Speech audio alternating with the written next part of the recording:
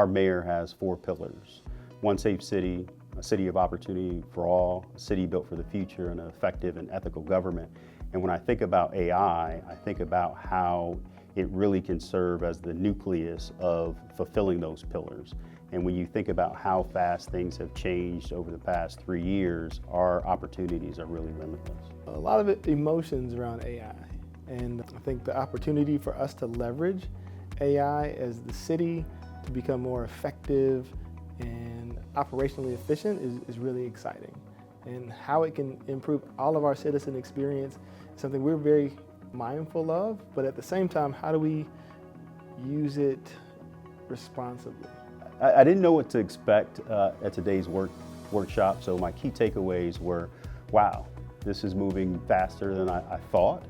And also, we need to get in front of putting guardrails around how we utilize AI within the city, but also not to prohibit us from advancing quickly. Today we had leadership from across all of the city's departments. And so one of the things that I was excited about is to see all of their eyes light up. And we're going to debrief and go over ways that they can leverage technology. We are using Copilot, and one of the first cities in America to deploy Copilot internally. And so I think for us, just to get everybody engaged and informed is going to help us be more competitive as a city.